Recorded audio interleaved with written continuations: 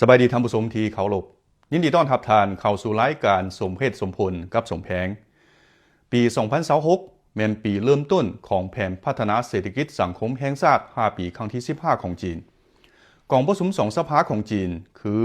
สภาประชาชนแห่งชาติจีนและสภาปรึกษาการเมืองประชาชนแห่งชาติจีน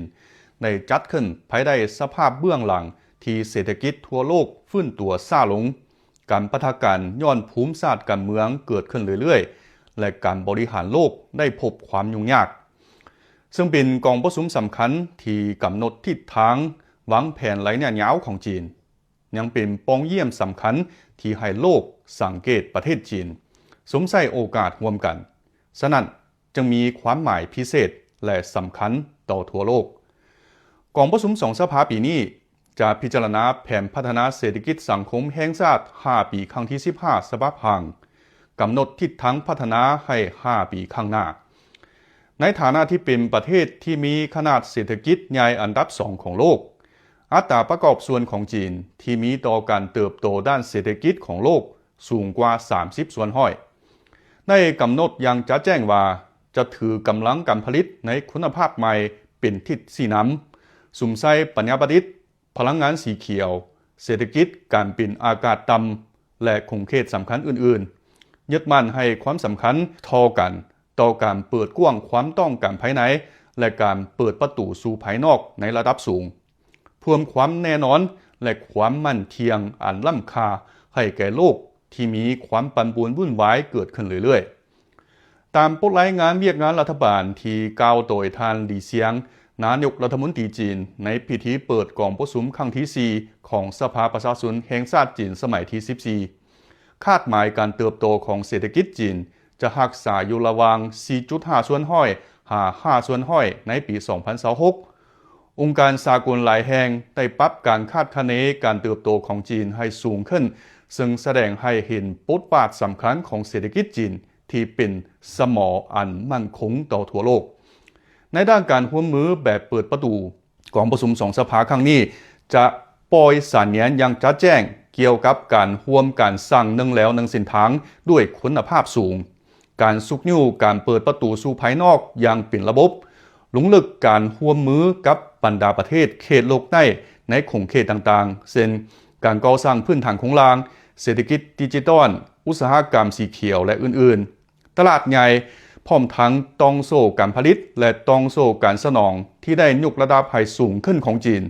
จะสนองโอกาสการร่วมมือที่ใหญ่กว่าเก่าให้แก่ประเทศต่างๆสุกนิ้วการสร้างสภาพการโลกาภิวัตน์ที่กวมรวมและสม่ำเสมอกว่าเก่าในด้านบริหารโลกจีนจะตั้งหน้าเข้าร่วมการปรับปรุงระเบียบการของขงเขตต่างๆเช่นดินฟ้าอากาศวิทยาศาสตร์เทคโนโลยีเศรษฐกิจดิจิทัลและอื่นๆให้สมบูรณ์ขึ้นด้วยการจัดวางด้านนิติบัญญัติและนโยบายเด็ดเดียวปกปักรักษาลัทธิหลายฝ่าย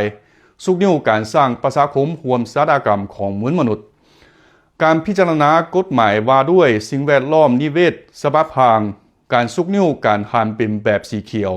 ก็จะสนองสิ่งค้ำประกันด้านการปฏิบัติงานและแผนการของจีนให้แก่โลกในการรับมือกับการเปลี่ยนแปลงของดินฟ้าอากาศ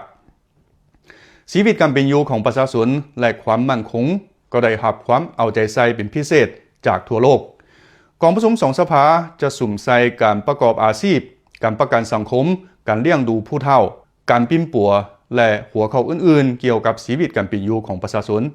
การพัฒนาที่ถือประชาชนเป็นใจกลางในสนองบทเรียนให้แก่บรรดาประเทศในการปรับปรุงชีวิตการเป็นอยู่ของประชาชนให้ดีขึ้นและการปกปักรักษาเสถียรภาพของสังคมการจัดสรรการพัฒนาและความมั่นคงอย่างเป็นเอกภาพกันรับประกันความมั่นเที่ยงของต้องโซ่การผลิตและต้องโซ่การสนองก็มีผลดีต่อการยกสูงความทุนฐานของเศรษฐกิจโลกว่ารวมแล้วกองประชุม2สภาจีนปี 2026 บ่เพียงแต่แม่นคำสั่งระดมใจของจีนในการวางแผนพัฒนาที่มีคุณภาพสูงยังแม่นคำแถลงการณ์ที่ทรงความมั่นใจโอกาสและการร่วมมือให้แก่โลกจะประกอบกำลังอันสำคัญเข้าในการฟื้นตัวของโลกและการปรับปรุงการบริหารทั่วโลกให้สมบูรณ์ขึ้นเอาละท่านผู้ชมที่เคารพ เกี่ยวกับกองประชุม2 สภาปีนี้สมแพงขอแนะนำฮอดทอนี้ก่อนขอบใจทุกท่านที่ได้ให้เกียรติติดตามชมแล้วพบกันใหม่สบายดี